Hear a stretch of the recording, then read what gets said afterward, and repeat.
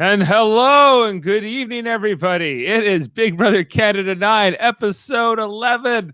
It is Wednesday, March 24th, 2021. And this is the fourth week of this game here as Jaemeel Robinson and I continue our journey to cover the season here on Super Mader Brothers Podcasting. Jaemeel, how are you doing tonight? I'm doing all right. How are you doing? Okay. I thought that this was a pretty good episode overall. And I'm not sure how much of that sound clip got played in the countdown, but it's the Roe Show, baby. This was the Rohan show tonight. It was the Roe show. Lord. Oh my gosh. You know what? I don't hate Rohan as much as I did in preseason. No, he's growing on me. He's growing on me. But oh my gosh, the beginning scenes after the nomination we're gonna get to, I have some feelings about that. Yeah, this was a lot to unpack here tonight. Quite, it was fun. I think, I think we continue to evaluate this Kiefer HOH and him as a player, and just kind of maybe a headline at this hour for me is I'm not feeling Kiefer as much. You don't think he's keeping it real? Well, I think he thinks he's keeping it real, and maybe he is, but I don't know if I'm enjoying him or respecting it much of it. I don't know if that's the strategy that's going to even prevail for him in the end, but we'll see. Entertainment-wise, I'd say it's not necessarily doing it for me. It's not a Victoria bouncing off the walls, insane plan. No, I would rather watch Victoria. In terms of entertainment value, pure entertainment value, Victoria for me has her stock is way higher than Kiefer's at this point. Although, and Rohan's has been very low up until maybe this week, where I think he's finally starting to come alive as a player in some ways. And Kyle, yeah, okay, let's in Kyle. Interesting. We saw some moments here tonight. We even saw the likes of Braden tonight, appear on the show. Did you know he was on the show? Love this. Love it. Still I do like his role, which was in this episode, which was to commentate about other people's relationships, not about his game, and then also to to deliver the skip the dishes pass, which he received last week, and I assume he's going to receive next week when he's back on slop again. Yes, yeah, that was the other thing. Rohan got relieved of the have not, perils. Of course, who else was Canada going to vote for but Rohan? Honestly, yes. He was like, okay, who's a have not? Oh, I remember Rohan's a have not because he was a have not for 2 weeks in a row, and that was kind of mean from Kiefer. They mentioned it too, like the way that they mentioned it, you knew it was going to be him that received it. Yeah, it seemed like a foregone conclusion. So you could, maybe it was just meant to be, but good. You remember it here. But let's talk about where this episode started. The narrator asks the question. I don't have a sound clip, but he says, will the oddballs get even tonight? But sort of, but not really.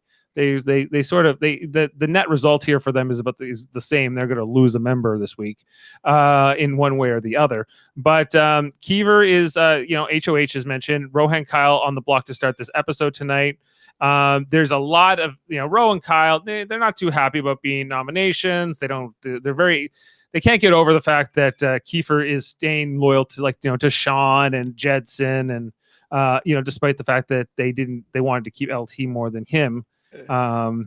Which, once again, as I mentioned last episode, like, they are equating the fact that they voted for him to stay doesn't necessarily mean that they were voting for him. They weren't. They were voting against LT. Just like how the other side that he's so loyal to, that Kiefer's loyal to, they were voting for LT, yes, right? But they weren't voting to get him out, right? To stay. It isn't equivalent. It isn't like one or the other. And the fact that they can't get over it, what loyalty should Kiefer have? He knows why you guys voted for him to stay, right? And it wasn't because you wanted to play with him at all. Maybe you wanted to play with him more than LT, but not necessarily, make moves with him. There's been how many weeks now, right? And they've been in a bad position. I don't think it's going to happen, especially when it's the pair of them and Kiefer still in the equation. Now, if someone gets removed from the equation, well, that might be a different situation. Yeah, I believe. I don't think I understand you're on the block and you're upset and they're just angry with Kiefer. And Kyle calls him a little tool here. He asks the question, what a little tool Kiefer is in the ball pit. He says this.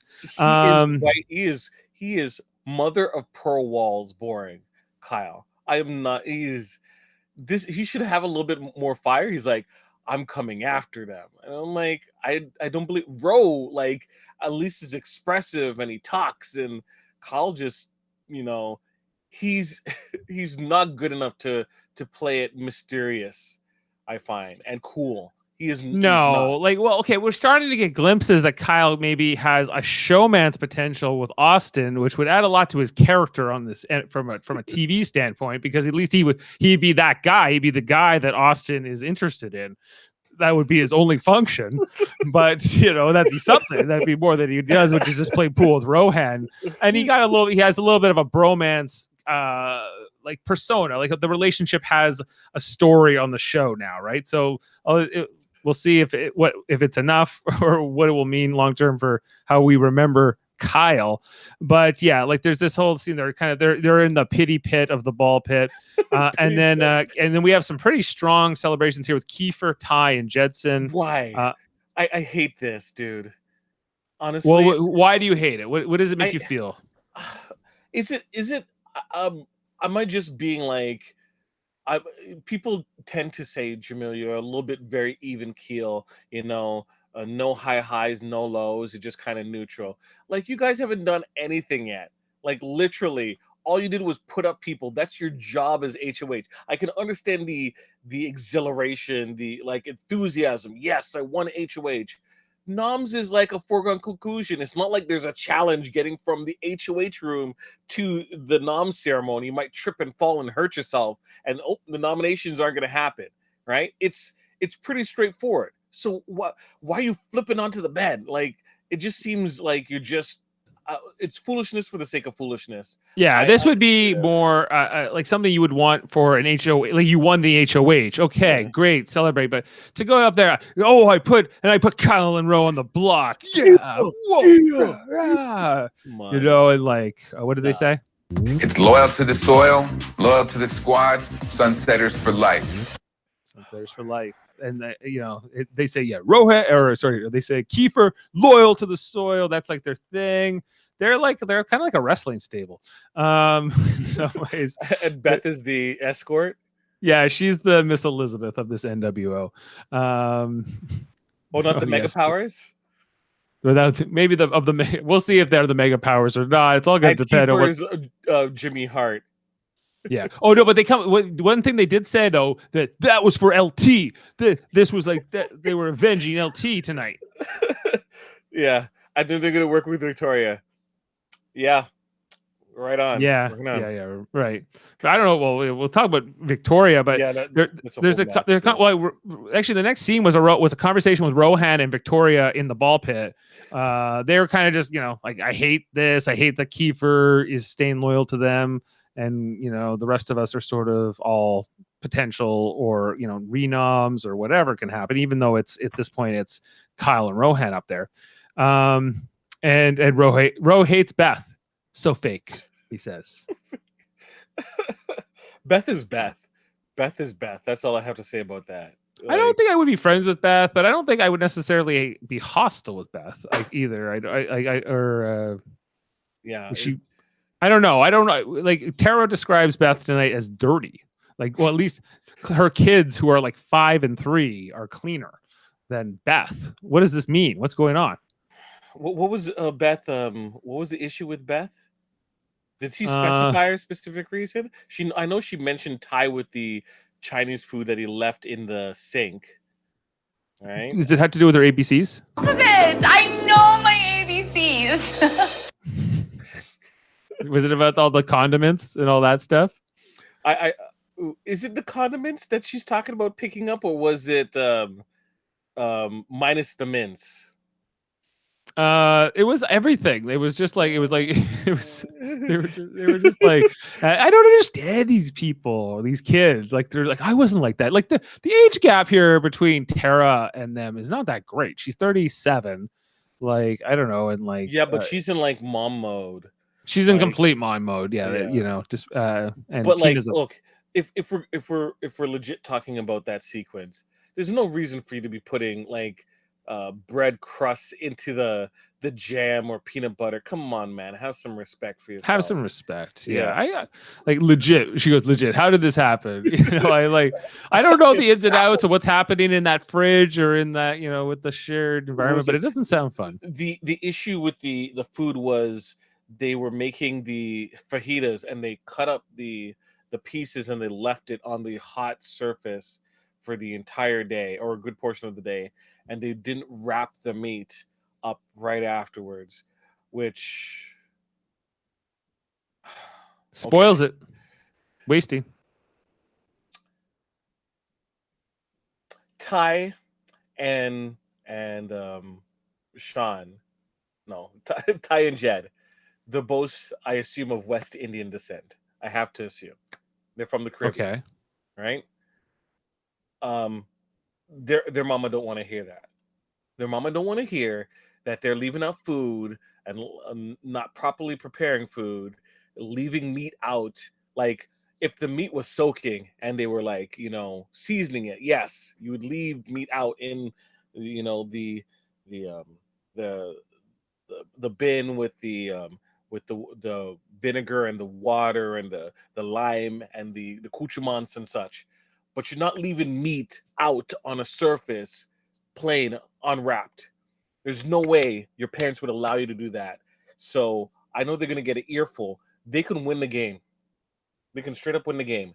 Their parents out the house is like, you're leaving meat out on the table like that? I raised you better than that. You weren't cleaning the dishes after you left it in the sink like that for people to see you leave dishes in the sink like that to think that I didn't raise you properly. Oh, they're getting an earful. They're gonna they get the house is pull ear over. Here's your vaccine. I hope so. I hope that comes to fruition. Yeah, it's coming. It's coming. Well, they I don't know. They're making eggs and stuff. Want to make just like a bunch of eggs or something? Eggs and bacon. Yeah. Bacon, man. They're leaving that bacon out. Maybe. I don't know. I like I'm a defrosted bacon dude. Defrosted. Defrosted. Was it what's frosted bacon? It's frozen. We keep it in the freezer. Oh, you keep it free. Oh, you keep it. I never freeze my bacon. Sorry, Okay. I'm not familiar. Okay, but we had Tara was testy tonight on the slop. She wasn't getting any bacon or eggs or things left out. This is where they were. They were talking about they were gross. They left the things there. They were snarky. But she was also mentioning that don't use all the salsa because they mix it with the slop. They're allowed to Right? put salsa with slop. So what are the rules around slop? And what are you allowed to It's add? the main basis of the meal that you're eating. So you can add things to to make it a little bit more tasty, but you can't I'm gonna have a burger with a little bit of slop in it, right? It still has to be the majority slop. It's the main part of the meal. So people will put hot sauce on the slop. Well, or if they'll you put hot sauce on it, I can almost eat anything. Right? So hot sauce, literally when people might not know, when Big Brother Canada first started, they went around Toronto and they gave slop out to individuals so that they can kind of test it out and see how it really is. So one of the things that they were providing to people, or versions of slop, it was slop, plain slop, slop with hot sauce, slop with it was chocolate, chocolate from little chips, chocolate chips were in it too. Honestly, and I think maple brown sugar. so you've tried this? You say you've had this? I tried it. Slop and maple brown sugar were the ones that I stuck with. Chocolate just felt weird, and hot sauce. I'm not a fan of hot sauce and slop. Okay, you wouldn't put those together. Okay. No. sure, like, but it was just if it can bring out like a little bit of a testy personality, if that could be a segment to feature have-nots where they're like, we're grumpy and we're gonna tear people apart. Well, what I can get I into wonder that. is, do people prepare for like Survivor by like, kind of reducing their daily intake, or they load up so that they can like their body can feed on itself throughout the time, so like they gain a lot of weight. But which I wonder, like with Big Brother, why don't people like really get into like an off cycle of like eating a lot of heavy food and kind of introducing a lot of oatmeal and other proteins into their diet, so that there is a not big of a transition going into the house. Yeah, it's a good fair point. Like, I guess like, if you're a recruit, you're definitely probably not going to think of like that, No. maybe. And even if you're a super fan, I don't know. I think food is kind of one of these relationships that everybody has their own thing about. You see, Braden's definitely like he didn't prepare himself to come in here. He's like, what? I have to eat this? How dare you? To be fair, being a have-not and being on slop isn't a major focus as it used to be years past. Well, So, is it still the cold shower? Is that still part of it? to my understanding, yes. Okay, that's the worst part for me. Like cold showers all week, that is hell for me. Like forget the slop. I could get easily the slop is the easiest part of being the have not. The second hardest part is probably sleeping in the have not situation, whatever that is from year to year. This year, the ball pit, I don't really know how hard it is to sleep in there, but it could be worse. I know it could be worse. I've seen worse have not rooms. And then Do you think this is worse than the flight seat when they have like the airplane seats? that was pretty bad. There was the one where it was like they were in a moat, or there was like a moat around them. They had to sleep on top of this big box. Yes. I in the U.S. house, at least. Yeah. Yeah. There's been some dentist chairs. I think was another thing. Like that would suck. Like I don't know. There's a number of different versions. Mm-hmm. Yeah. So I think profile. I think it's not just the. They always go to slop, but I'm like, well, okay, that's go. It's the whole thing. It's the whole experience that you need to kind of profile as much as you can. I'm liking Tina and Tara more and more. They seem obviously they both avoid this renom tonight. They seem well positioned. Like as much as these oddballs and sunsetters have each other in their sights, Tina and Tara are comfortably sitting in the middle. And I think that they haven't really positioned themselves against the other side on either side. So that's great. Whereas you can tell the difference in terms of relation with Ro and Kyle and Braden and Austin more or less stayed very to themselves, right? Even Tara at least had throughways with Tina to kind of build up that relationship and become a strong pair, especially when Tina needed that ear to listen to and LaToya wasn't there. Right. Yeah, definitely. Like it's I think that like if one of them gets power, it'd be very interesting to see what they would do with it. In particular, I think Tara is the one I would be but I don't think that they would necessarily win on purpose because they're still here's my Tara quip. Let the snakes fight the snakes. Let the snakes fight the snakes. And she's going to play that strategy. You would have to put up a person from each side of the house. Like she would probably put up Beth and Victoria. Yeah, probably, or whoever's like leaving the gross things in the jam jar. That's she can at least argue it against the both of them. She could say, "No, I'm cleaning up after you guys." She can totally like if she went full mom mode in her HOH week. I think that might work to Tara's advantage. Say like, "No, this is where I get even with all of you." You might have to worry about Victoria winning HOH, but like you're not worried about Beth winning HOH. Like no. Beth ain't doing nothing to me. Right? Speaking of which, we had a conversation with Beth and Ty tonight outside, where they were basically saying Austin. They don't like Austin. Austin is not with them, and they want Austin out. Yeah, and they just go on. We will never turn on each other. The Sunsetters are really like Tina. I don't include with that. Yeah, I'm talking Kiefer, Ty, Jedson, and Beth. They are the four horsemen. I think honestly that once again, words are wind, and like them telling Kiefer, don't ever question our loyalty. It's like he kind of has to. You guys voted for him, right? Regardless of if it was like, hey, you know, it was LT and we were in this situation, still voted for him, right? So, like, how many ways has Kiefer shown his loyalty to you guys, as opposed Way to more than you? they've shown to him. Exactly, and that's the thing. So when they're saying don't question it, it's like, bro, I do have a reason to question it because you haven't had an opportunity to prove your loyalty. That's why people talk about in Survivor. I know I keep calling back to Survivor, but it's very true. People look to that tribal council to secure where they are in the game because that's where, you know, everything's on the line to show where you are in terms of where your loyalty is. Absolutely. And what information you have that's true or not true. It shows the cards, right? Yeah, definitely. So it was, I don't know. I completely agree. Kiefer is earning their loyalty. I think he could turn his back on them if he had to. But he doesn't need to. He's still betting on them. He's still betting on those three to come through for him in the future. That the loyalty he's showing them this week and before this is going to pay off for him, and we're going to see how that plays out. That's the gamble, I think, long term here. The other side of the house is Kyle and Roe. They're in the OLG room. They want to put floaters on the block. They want. I think they're. I guess Tarantina are the floaters, maybe, that they would be talking about. That's what Kiefer has talked about doing. But this is just more Kiefer and Roe being mad that they're on the block, trying to justify it. They're like, well, we're not floaters though, because, you know, I know floaters don't win competitions and we ever won anything, but we're not floaters. I don't see. But we're not floaters. Yeah.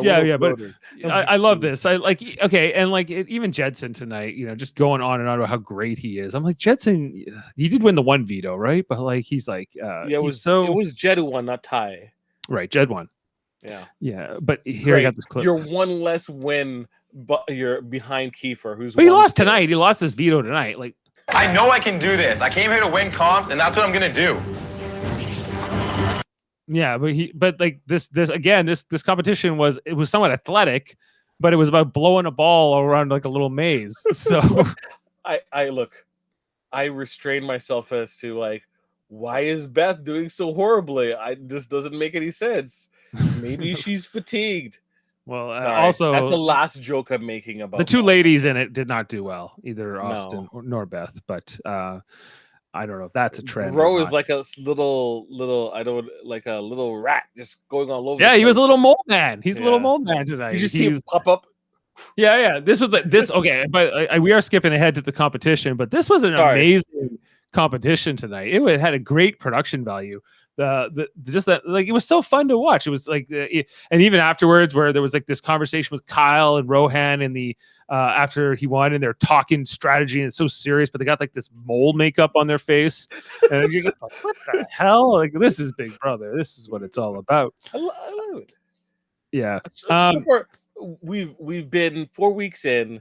We've seen a whole set of HOHs and vetoes. Have you been enjoying the variety in terms of the challenges so far?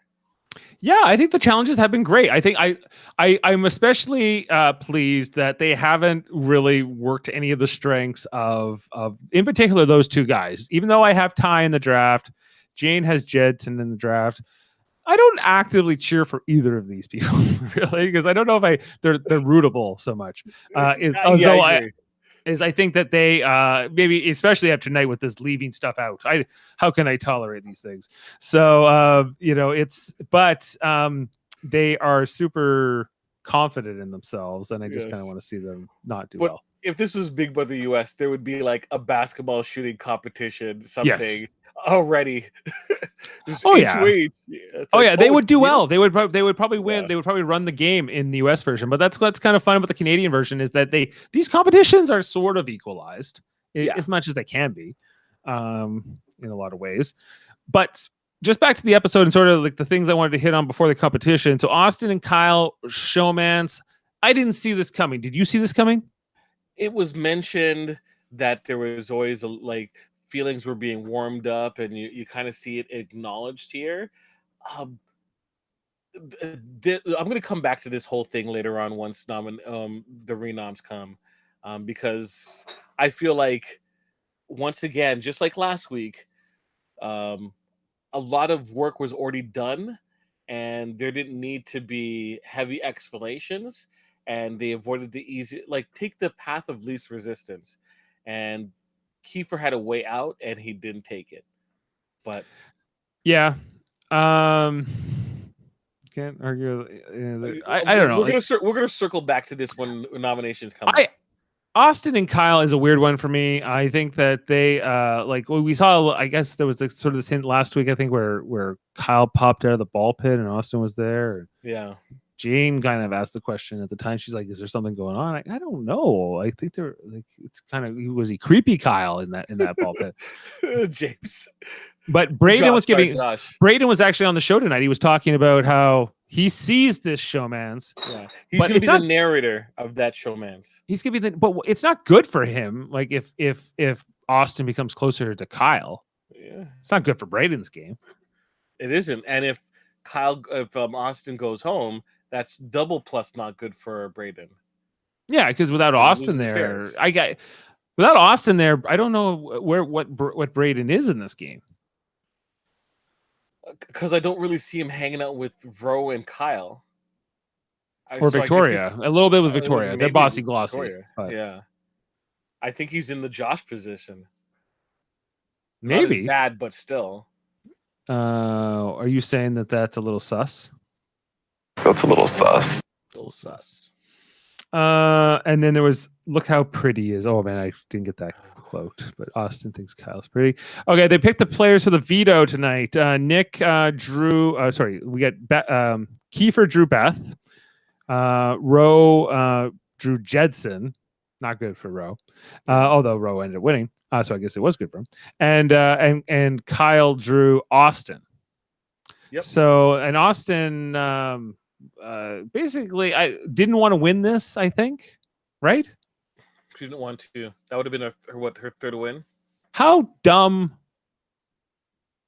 is it for her not to win? Like her not to go for it? Because obviously she ends up in the block tonight. So it was dumb. She was trusting that Kiefer wasn't going to break his promise, and plus she underperformed. Right? Yeah. Could it be some of it was like it was difficult and it's like she really struggled with it, and she's like, you know what, I'm safe anyway, so.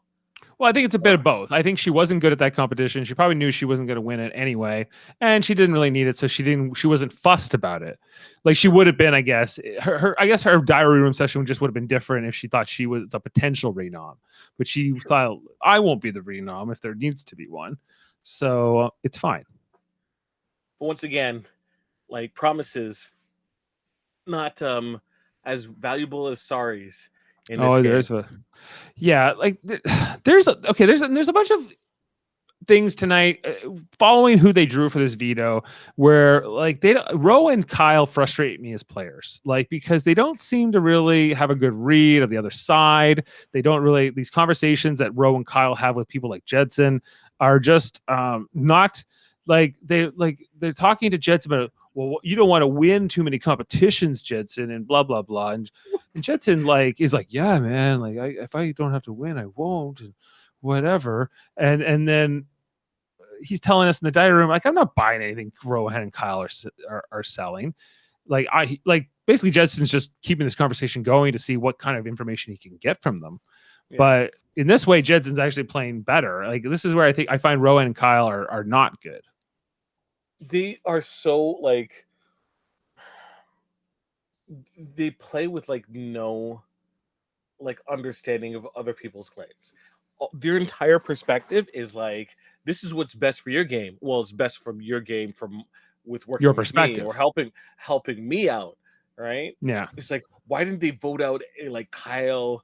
Why didn't they vote out or put on the block Ty and Jed or Beth? That made no sense. How is that helping his game? Right? It's not like he can literally trust any of you guys over him, right? If he makes a bad decision, which Kiefer has, they at least Keith, man, why did you do that? As opposed to exile him and treat him like he's left for dead, like they were, right? On multiple occasions. So when he has power, why should he go to the new side as opposed to the old side? That being said, when Kiefer's saying that I can't start over on day 21, yes, you can. Yes, you can. Sunsetters for life. For life. But at the same time, like, what happens to one of these pairs? They're gonna have to buddy up with someone else, so they're practically starting over. And there's more than enough, on the tarmac for people to take off. Well, yeah, Right? he's in an alliance basically with a love triangle showmance something or other. A Right? throuple. A throuple, yeah. Plus, he's got some connections to Tina and Tara, but those seemed not very strong in this episode, at least. Circumstantial, I feel. Circumstantial, maybe. Braden and Austin, they have a conversation. There's not much. I didn't write anything else down about it. That's practically what the conversation was about. Nothing. Boring. Kiefer and Rohan in the HOH. This conversation was more interesting. Kiefer as an HOH is fun to watch. How he wields this power, how he handles being an HOH. He's very confident in the role, and he's fun to watch in some ways. In these moments, I think. Whereas Rohan, I always feel like Rohan he's giving too much away. It's this whole thing about like Kiefer saying, well, if one of you, if one of you comes down, it's not the worst thing in the world, but it is, like, so Kiefer is very good at. He's not a bad liar. He's good at kind of like giving you some truth and some deception and not fully showing his cards, in my opinion. But Rohan's on the weaker end of this for sure. I just think that this conversation left me feeling not great with Rohan. With the position. Rohan, like, I don't know why he assumes he's a target. I think because Kiefer's been more hostile directly towards him, maybe like he's less friendly with him. I think Kiefer is a lot more hostile to Ro because Ro doesn't intimidate him as much as Kyle does. Yeah, I think so. This is where I left this conversation feeling bad for Rohan. I was like, okay, Rohan, just get out of there, man. And it was that conversation and the conversation with Rohan and Kyle with Jedson. It was both of these where I'm like, you guys are just like, you're on the block and you're so desperate, you're scrambling. Like, keep it together, man. Just like have some dignity, and be willing to go out with your head out, like, high. Like, you don't have to. But here we saw, even after like Rohan takes himself down tonight, that like Kyle and them they know he's going to, at least in that kind of in between period. That they're so quick to like go in there and say, okay, we Vic's the one we want out, right? And this gets back to Vic. Kiefer just uses this right against Victoria right away, or against the alliance to sow doubt, and it's so amateurish. It's so weak here, especially I think from Kyle. I think Kyle, who wants to keep Austin in this game and figures, okay, if I can turn the house against Victoria because she was HOH last week, she's a wild card. That's going to allow me to have the best thing for me. But everyone knows that's the best thing for you too, Kyle. And so they're going to see through that.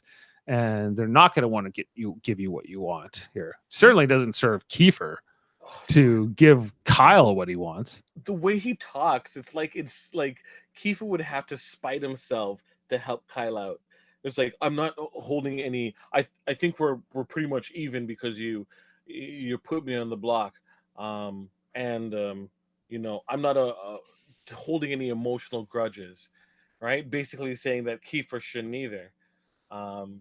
Don't tell people how they're supposed to feel, right? And the implications of it is just like, that's a bad approach, dude. I don't like. Even if you weren't the target, man, I would have to start thinking about, this guy is utterly unlikable. That if I voted him out, it would do good overall for everyone. Yeah, like it's just like, guys, you gotta. I hope that like Rohan's been on the block before, but Kyle hasn't yet, and You know, I think it's showing more though. I think Rohan, you know, especially with this veto, he's kind of I think he's starting to feel more comfortable understanding. Okay, this is how the game works. This is how information works. This is how that information can be used against you in a court of law or in a veto ceremony or whatever. So I'm seeing, you know, I'm okay with it. If Kyle left this week, I'd be fine with it. But we're going to get there in the spoiler section, talking about what that's going to look like. The competition itself, so many puns in this competition tonight. Mole, holy moly, a mole in one.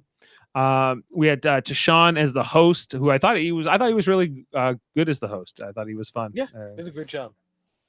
They had to transfer their ball across a desert to the molehill, moving the balls with the blowing, the blow jobbing, if you will. And I said this is good fun production value. I couldn't believe Austin was throwing this because I knew she was going to end up on the block by the end of this week. So I was kind of like, oh, I'm sure when she watches this episode back, she'll be kicking herself. But I don't think she was entirely like throwing it, but having conversations like that and then underperforming like that makes one to believe. Mm-hmm. This is where also I wrote down that I had to pull this clip of Jetson, like I already played. I know I can do this. I came here to win comps, and that's what I'm gonna do.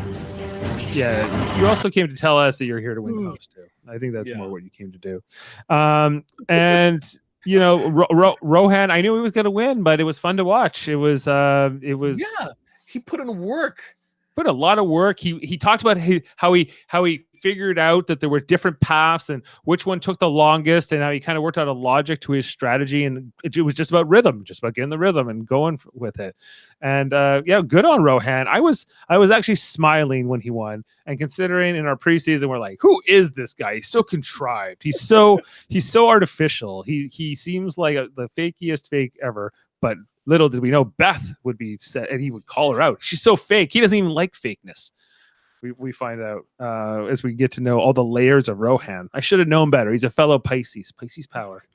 And this quote tonight where he says, I want to give a shout out to my parents for creating this absolute champion.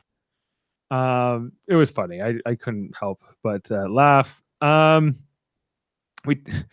I think Rohan's becoming more of a character. The longer you stay in the game, that tends to be how this Big Brother game works, you know. And these people who get picked off early, we won't remember them very much. So Rohan lives to see another day. If Kyle gets eliminated somewhere down the line, whether it be a week or an hour or two, whatever, people are going to be like, trivia fact, he was in a relationship with Austin. Which season of Big Brother? Oh, it's Big Brother Canada, 9. Okay, right. Who was the person? He's gonna be friends with Ro, and he had issues with Kiefer. Like, those are the names that stand out. Like Kyle, jeez, Kyle. Well, we're gonna find out what tomorrow night's looking like. But I also have here that oddballs were basically they threw Vic under the bus right away. That was their scapegoat. We also I wrote down Beth said she likes soup and popsicles. I can't remember what that's about exactly. I'm not going. I said I was done. Dave. Yeah. I said I was done making jokes about Beth. I'm sorry. About Beth? Okay, I it probably is a joke. I just couldn't remember what exactly it was. She says something about soup and popsicles. And instead of bacon and eggs, is that what it was? They were talking about bacon and eggs, and she likes soup and popsicles. Anyway, so they have not relief the skip the dishes vote. Rohan got it. We already kind of talked to this. When he got his meal from skip the dishes, though, Jaemeel, Victoria went in there with that smelling. Too close. Too close. I agree. I knew you would have the same feeling. I'm like, Kyle, you better talk to her and tell her to back off. Like, you can smell it, but you got to keep your distance, right? Yeah, because I think this is a post-COVID world we're living in here. I know that they're all quarantined together, but I think I would still double take that if I saw that in the house. Like, if I was raw, I would look back at my food. I'm like, why is this woman sweating, breathing on my food? Oh no. Yeah, like I know. Yeah, maybe that's why they wanted her out. Maybe they're saying we got to get Victoria out of here. She was smelling your food too much, Ty was talking to Kiefer over chess, which I thought that this was an interesting scene. I don't know. I think they probably knew that. Maybe we're leaning into that potentially. Maybe not. Maybe this was just like any other time playing chess. But Ty's like, what about the big moves? And especially here where Ty goes, you never question our loyalty. Never, like you mentioned. I was like, come on, Ty. Like, Yeah. I don't know how you think, but it's weird. It's very odd to me. Once again, more posturing. I'm kind of glad the outcome, because it was Ty who checkmated Keith, right? Mm-hmm. Yeah, and it's like, that's checkmate. It's like, yeah, okay. Yeah, that was fun. Yeah, checkmate. Yeah. I mean, and it's so much use of pawns and chess and all this kind of thing. Kiefer, had promised not to put Austin up in before the HOH. He came out wearing red, and I always pulled this as a sound clip. He said he was going to be the butcher. He was going to get the blood on his hands. Tara and Tina said, "How can you not get the blood on your hands? You're HOH." But if you made a public promise and you broke it, then that's potentially a little bit more blood. Yeah, it's an extra splurt out of the vein, maybe. Like, I don't know. But good on Kiefer. Be the butcher. Be willing to get blood on your hands. It's Big Brother. Yep, I agree. That's what you signed up for sure. At the end of the game, it's going to be you and another person. It's not going to be you and a bunch of friends at the end. I think in any Big Brother game, I think what any player should have to ask themselves is, like, it really doesn't matter what I think is a good game move or what I think is respectable, what promises I can keep, what promises I can't keep. It really only matters what the consensus of the players I'm playing with is and what they think is, what morals and values they hold. And it's about getting a read on that as quickly as you can. If you understand that players play on a certain mentality or a certain team mentality, also realizing how much influence you can have on them potentially, and understanding the limits of that, then I think that's all you can do. I can't, yes, I can go to the house and say, I'm going to be cutthroat. I'm going to do this. I'm never going to keep promises. I may or may not. It depends if I think I can get away with them. If I feel like I broke that promise, but my alliance got my back still, and who cares? Then fine. It's an acceptable sort of risk. There's also, what I do like about the season, I think that most players aren't playing from a position of wanting to be just likable on TV. I think they're mostly just playing from, hey, this is what's good for my game, as much as I comprehend it. Yeah. Within what I have presented to me right now. Are you right? Absolutely, I'm 100% on board in terms of that. Yep. What did you think of Kyle's bromance speech to Rohan? If it was like Frankie and my man, what's his name? Fruit Loop Dingus. Zach. Zach Rance. Yeah, there's no spice to it. There's none, right? It wasn't funny, and there was no spice to it. It just felt like he was saying words. In comparison to, like, if Brayden was going up with Austin, you would be hearing something, and it would be interesting. He was an alternate, Jaemeel. He was an alternate. He's just doesn't matter. Doesn't matter. He's boring. Like, he's supposed to be an alternate, but he's more top 40, right? Or sorry, top 40, right? Yeah, He's single A. I'd say he's not even triple A or double A. He's not ready for the majors. He is. Couple goes to a party, and the wife tells him to hold on to coat, and she goes and parties. Right? He is boring. The dude is boring. Hey, almost maybe good enough for Austin. Austin might have her degree and be super smart and all these things and has an amazing memory, but she could go for an unemployed hockey player or coach or whatever he is, so from Alberta. It could be her style. Yeah. This whole thing, his speech was kind of blah to me too. He puts up Austin. without being too spoilery, did Austin know she was going to be put up here? No, because she believed that that Kiefer was going to keep her deal. So this was a blindside here, where she ends up here, and then you see like this little smile from Vic, the side, obviously happy it's not her, right? And like, who can blame her? She would be going home. Yeah, because it was her versus Kyle. So now with Austin versus Kyle, so we need to jump into the spoiler section here before we go any further. But just in terms of how where we left things at the end of this episode as presented tonight, I was feeling like Austin was the target, right? Was the new target. Austin has been the target for Jed and Ty, and that's why from a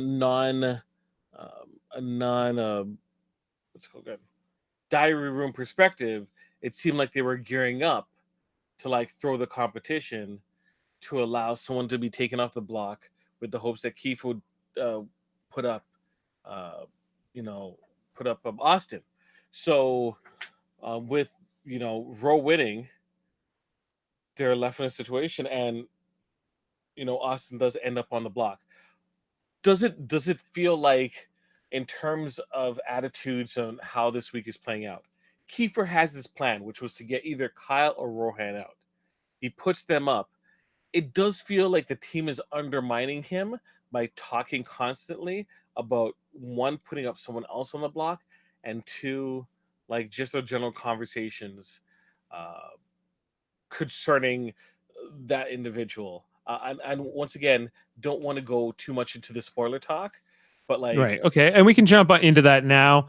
It's just the primary issue of, are you doing what's best for Kiefer versus are you doing what's best for yourselves? And even when Kiefer confronted during the chess session, he's asking, who should I put up, right? Keith wants his opinion, but I didn't feel like it was an opinion. I felt like it was like, who I want, right? Like, it should be more or less, if it was either Ty or Jed, Keith would be like, hey dog, I want this one, but you do what's best for you. Right. I don't feel like he was getting that same type of respect. He's not, and I just don't understand how much Kiefer recognizes that or not. Maybe he's just eliminating parts of the scale, so it's more balanced when he goes on the other side. Or he just accepts, like, for better or worse, this is his alliance, and he has to work with them, even if he wouldn't treat them in the same way. That's also it's only going to make it easier for him down the line if he has to turn his back on them, because he would have so many reasons to right now. But he's choosing to stay loyal. And I think that this was also, as much as it's about giving maybe Ty and Jed, and I guess Beth, because I don't know if Beth has an opinion of her own here. She also expressed earlier she wants Austin out, so I guess this was kind of good for her too. But that this was more about not giving Kyle what he wanted. Yeah. Right. And I think Kiefer recognizing, well, if Spicy V is on an island, and if I can tear basically the remnants of the oddballs apart by sowing this doubt here, then even better for Kiefer's HOH tonight, like this week. Not only, like, yes, he had to end up putting 3 people on the block, but maybe it was worth it if he sowed enough doubt and mistrust. If Vic is now a free agent that could end up with them, look out. It's a whole new day. Yeah. I think this is one of those weeks, especially after last week being so exciting and all over the place. This one, even though there is like technically a housemate change in terms of being on the block, it seems pretty straightforward. And next week, you kind of want to see where the cards fall in terms of 2015. Because if I was Vic, I would not smelling the food aside, I would feel betrayed here. I would feel like, hey, like I did all this dirty work for you last week. I got like LT out. I kept Kiefer out. I went right up against. I told Jed and Ty to take a hike. I didn't fall for any of the pressure I was getting from any of them. And now I'm the first one you want to throw under the bus when it's your neck. Yep. Suddenly, right? Once again, you get a chance to prove your loyalty, right? And these opportunities are coming up, and we're going to really see when the rubber hits the road who people are truly loyal to. Yeah. Like if I ever get to play Big Brother, I would have to think like you get put up, your only course is you have to be as cool as you possibly can. You have to be completely 100% comfortable with going. That's not to say you don't try to campaign. That's not to try to say you don't try to have conversations, build relationships. But you have to, if you make it, that's what when they talk about being sketch, that just means like if I put them up, they're going to be like a nutcase and it's going to be hell to live with them. So you want to make sure they say, hey, you put me up. It's a game, man. It's like, but I'm not, it's still going to be fun to live with me either way. Yeah. You have to be gracious, I think. I think like holding grudges only serves you so much, like in terms of gameplay. Yeah. You vent to who you can trust, but you never let them see you quite to question things. Like look at LT and Tina, right? And I think that was an opportunity that LT didn't take in terms of, Tina really talking about her issues overall. And it was something that kind of died off pretty quickly in terms of where she felt in the alliance. That you foster those relationships. You definitely, absolutely, as you mentioned, you foster them. Absolutely. Yeah, no, it's I just think like I'm starting to figure out how to evaluate good players and bad players as I keep watching this, keep podcasting about it. I think it's been a good thing for me. But hey, I want to talk spoilers, but if before we get into spoilers and what we might be seeing into Thursday show for this week 4 eviction, just to plug our other shows, we're here 3 times a week, as you know, Monday, Wednesday, Thursdays. We did preseason, everything else. We also do Marvel Cinematic Universe recaps. We did WandaVision. We're going to be doing other ones. We also have we've done Westworld. We've only done 1 season of that. It was the 3rd season, but we do random things. Yeah, we're coming up on the 1-year anniversary of Tiger King, and we did a Tiger King podcast a long time ago, like a year ago. So that's there. So if you want to hear what we thought about Tiger King at the time, that's on our channel. And we also have other channels. We have a Star Trek one called Live Long and Podcast, where we talk about Star Trek. On Tuesdays, we do Deep Space Nine. Tonight on Wednesdays, earlier I was talking about Star Trek, the original series with my dad, Ted. We're talking about the Lights of Zatar tonight. And then we also do this thing called Star Trek Radio Theater, where we reenact Star Trek scripts and things like that. And this Saturday night, we're going to be doing a Voyager episode called Bride of Chaotica, which is from like 1999 Star Trek Voyager. It's like a 1930s like Flash Gordon serial kind of thing. And so it's a lot of fun. We're going to be reprising those roles, and we're very excited to be doing this one. We even got a retweet from Garrett Wang himself, Harry Kim. He's excited to check out our show. So we're excited for him to see it. Special guest Dylan Gonzalez. Going to be playing Satan's robot and Robert Ricardo's The Doctor, the EMH / the President of Earth. Yes. And also, I'm very excited for this weekend. I hope that you get the intended listeners that you're hoping for. Me too. I don't know what that. That was a very bad wink. I knew it was a wink, but I'm like, who are the intended listeners? Twitter. Oh yeah, the Twitter. We got a lot of buzz on Twitter. We were very excited about it. Yes. So yes, and also we have Trivial Debates. By the way, Jaemeel, you have an invite for Trivial Debates for Sunday. Live happening on air. Before I forget, yes, because I'm working with my son Eamon to help produce the show now, and so hey, Chris Seymour's gonna be hosting. Yes. And Eamon is going to be competing, and there is at least 2 spots open right now. Adam Woodward might be the 3rd if you're interested. I formally accept Formally This accept Sunday- on the air. This Right? Sunday, I'm looking to retain my title. Don't you dare miss it. Oh yeah, he's holding the title, and that's exciting. Let's get ready to rumble. Oh, it's going to be trivial on our other channel, Trivial Debates.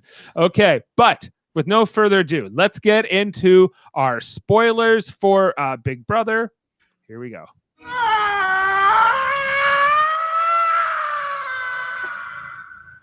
Okay. I don't really have that much for spoilers. Who is the target? Who's the target, Jaemeel? So, there's a lot of back and forth in terms of conversation. So right now, Kyle does not want to throw Austin's name out. And the advice, which I find is good, given by Roe, is look, don't have any of your arguments centered around Austin doing something. It's all about you, what you can do for people. And so Kyle's big pitch that he's going to give to Ty and Jed is, you're going to need someone to go after a Kiefer, and Kiefer is my main target. So you guys are safe. Like, if you guys keep me, I'm going to take care of your dirty work and get rid of Kiefer. And I'm like, wait, what? What? I don't think Jed and Ty are worried too much about Kiefer, right? Why do they need them to get Kiefer because out? they're eventually going to have to get rid of him down the line. Not now. There's like still 12, 13 people in the, or like 11 people in the house still. Yes.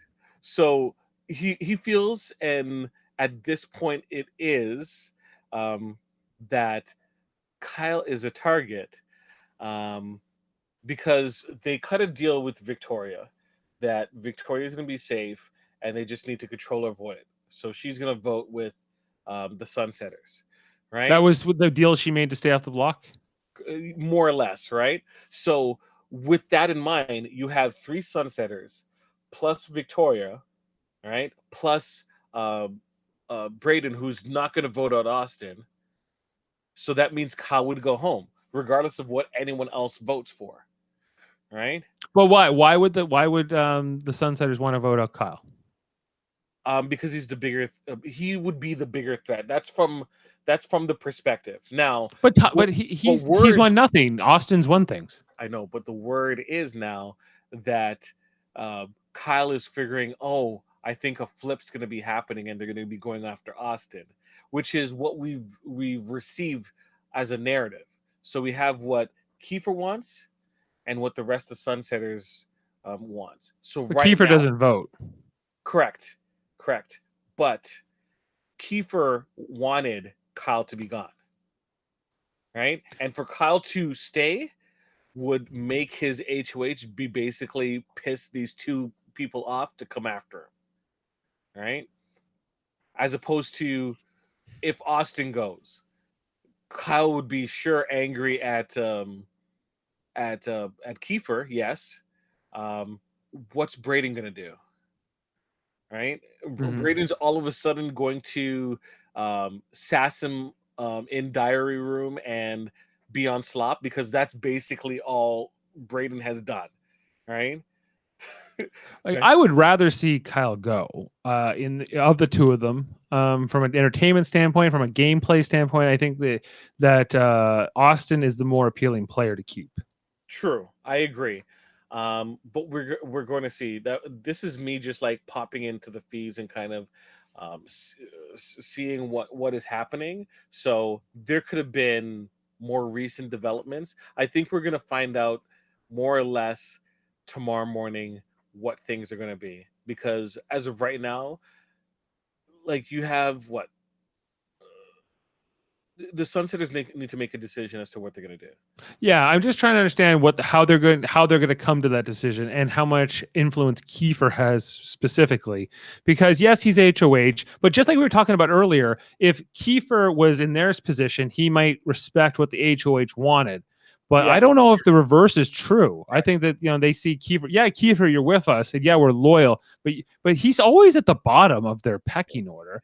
He's my issue is Kyle's entire plan in terms of like his pitch makes no sense because Austin has just as much reason to go after Kiefer than Kyle does. Austin is at least one like comps to say that she can actually fulfill that threat in the first place, right? And she would be going after Kiefer, not necessarily Jed and Ty, right? Because Kiefer legit broke his promise to her, right? The best chance of Kyle going is Kyle keeps trying to pitch for himself and campaign for himself because he's terrible at it. He makes like, yes, he made some good points tonight to Kiefer about why why to put Victoria up. Yeah. Why to put Victoria up? And he was like, yeah. But he didn't like buy that. He was like, but I can just use this information to help me more by turning Victoria against you. And now that's exactly what he's done. He controls Victoria's vote, you told me. Yeah, Victoria is a wild card, but I think she's a wild card who is at least loyal or desperate to be loyal to someone and someone to be loyal to her, right? And I think Kiefer as a person he messes up not as much as Victoria, but I can see something of an alliance of those two, right? Both of them have won competitions. Both of them can be extremely loyal, but like are spastic, right? I don't even know if that's spastic term. I shouldn't be using that term. Shouldn't be using the term. Forgive me. Oh wait, no, is it a bad term? I didn't. Yeah, like spaz, like. Oh, okay. Yeah. Then I take it back. You take it back. I'm taking it back too. I apologize. She's fun and fancy free, right? In terms she's fun and fancy free. Okay, we can go with that. Right, fun and fancy free in terms of just where her mind is at. She's just a squirrel going from place to place.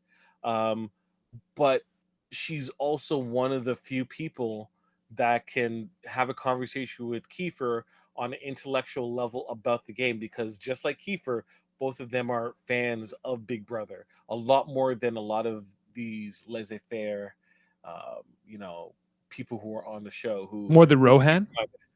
I don't know how much of a fan Rohan is. I don't think he is. I don't think Rohan or Kyle are big fans because they play their gameplay and how they pitch and what they think matters. Neither Jed and Ty. Neither do Jed and Ty, but Jed and Ty have this. They have an advantage over Ro and Kyle that they're more like magnetic. Like they're more like people are more drawn to them. People are drawn more to like a Jed and a Ty than they are drawn to a Kyle and a Ro. There was a lot of talk about for a period of time, short period of time, that Jed and Ty knew each other outside the game, which they somewhat did. They knew of each other. They played basketball against each other, but like they didn't really know each other. They weren't friends. It wasn't. But they had seen each other at some point. Yes, they knew each other's name. I don't know name, but they knew of the person, right? They saw the person, like, oh, I think I saw you. Well, that's if they're like, it's just as easy. They could have like bumped into Victoria, like Hamilton, like is just down the street. Well, there's only 30 million people in our country. There's a chance people know each other. It's a small world, and if you're auditioning for Big Brother, you could have eventually bumped into someone. Yeah, well, Jedson and Ty were immediately drawn to each other, but I chalk that up mostly to the fact that they're kind of like this alpha type. They're just like they are like, and I think that Kyle and Ro. Kyle's more of a beta, Ro more of a Charlie. Kyle is a total beta in the sense that he's like he's scraping the bottom of alphahood. Yeah, right? He's alpha. He's his best friend is like the alpha, bigger personality person, and he's like the cool secondary person, right? Oh, he's not thunderstorm outside. Okay, it's gonna be coming to me in about a couple minutes. Then he is a strong Peter Bishop. If this was the Rat Pack, right? He's cool. But like he's the Peter Bishop, yes. Yeah, he's the Peter Bishop. He's not in the category of like Sammy Dean or Frank. He's a Scott Conn. He's there. He's part of the 11, and he's but he's like mid-pack 11. Yeah, mid-pack. Like in the grand scheme of things, if we were looking at it, like Austin seems extremely level-headed, right? And competitions that she was in, with the exception of this one, it looked like she could have won them. She could have won them all, right? Yeah. Austin legit is someone that is what people thought LaToya was going to be. LaToya didn't win anything. LaToya like made so many waves, whereas Austin, I think, has got herself a pair. If it wasn't for her relationship with Kyle and kind of how the numbers lined up, she would not be on this block. She wouldn't even be up there. She wouldn't. But if I had to go in that diary room and I had to vote at one of them, just on who do I think I have a better chance to go farther in the game if they're there, like which competition factor do I want to eliminate? It would be Austin. Austin is the bigger threat. Austin's the player who is more likely to win a challenge, more likely to be able to forge an alliance, more likely to have some relationships and be able to read things and be able to remember like who won what on day whatever, especially if you go deep here, like in certain kinds of competitions. Like Kyle, yeah, he might win a challenge here and there, and he's kind of intimidating at times, but that's fine. Like I could deal with that. Yeah. I agree. Austin's the bigger threat, but I would rather still keep Austin. Yeah, just checking our draft. I kind of want to just understand who has something to lose going into tomorrow. So Austin went first overall in our draft, and he was taken by our friend Sean. And in the case of Kyle, well, he was a replacement for Ethan. So Kyle went 8th. That spot, like that archetype, if you will, was taken 8th overall. So that belongs to Jeff. So Jeff and Sean have something to lose tomorrow, but Jeff doesn't really care. So I would. So from that, he's just weeks behind. Even from that standpoint, I want Kyle to go because Jeff won't care. You don't want to upset the apple cart. I don't want to. Yeah, Sean has more to lose. He took Austin first overall. She's doing fairly well, and you're right. She wouldn't be up there if it is it honestly bad that I just want I want this week to be over so I just see who the next HOH is. We can stop talking about spoilers because did you hear the last bit of information at the tail end of the show? What they're mentioning? No, did I miss something? Invisible HOH. What does that mean? Oh, I didn't. I know. Sorry, I totally missed that. Because the credits were rolling, I ran out of there, and I had to pull some sound clips. I had to get Rohan giving credit to his parents and all these things. Well, let's hear that again. Let's hear. This is why I missed it. Let's do it. I want to give a shout out to my parents for creating this absolute champion. Oh my gosh. Okay, yeah. Tell me about what was going on. Sorry, I missed this. No, they just mentioned invisible HOH. Invisible HOH. So are they going to have a competition where they don't announce who the winner is, so you don't know who the HOH is, and then the HOH puts up the noms, and we don't know who the HOH is? Like, is that the HOH? And maybe it's later revealed, or it's like a secret. I think like an invisible HOH, so nobody else will know who it is until maybe not even for the whole week. But then what's the point of it? You'll be an HOH with power but no status, unless you get everything on the last day. You don't get like your HOH room. You don't get. My guess is whoever that is will tell their alliance members, and how long you can keep it a secret, I don't know. Yeah. If you're Jid and Ty, would you tell everyone that Beth was HOH? You would tell them, no. But I would Beth not tell everybody? Beth would tell everyone. I don't know. That's gonna be. I'm intrigued, but I just don't know if this twist actually could even work by even just trying to conceptually understand what it could be. But hey, I expect the unexpected and all that kind of thing. Note our changing of time for our episode tomorrow. Yeah, we're on late tomorrow, aren't we? Yeah. Oh my god. Okay, because the episode airs at 9, so we don't even get on. Okay, I'll try to get on. We'll try to get on like as soon after 10, assuming I don't need to pull any amazing sound clips, which I might. But if I don't, because I gotta collect them. Like, you know, they're gonna service for the whole season. So yeah, like Thursday, tomorrow night, we're gonna jump on. We're gonna cover this veto. It'll either be Kyle or Austin going. We'll see. I hope it's Kyle. But frankly, the voting. You said veto. oh, I'm sorry. The voting. Yeah, the voting. Yeah. It's a late night. Eliminated. It's gonna be even Yeah, I later know. tomorrow. So yeah, it's even later tomorrow. Yes. Wow. Okay. All right. Well, we'll be back then because how can we miss it? I'm getting sleep tonight. I'm getting sleep tonight. I'm getting so sleep I'm too. We bright have eyed to and start bushy, getting. yeah. I saw in the news. It's important for my health.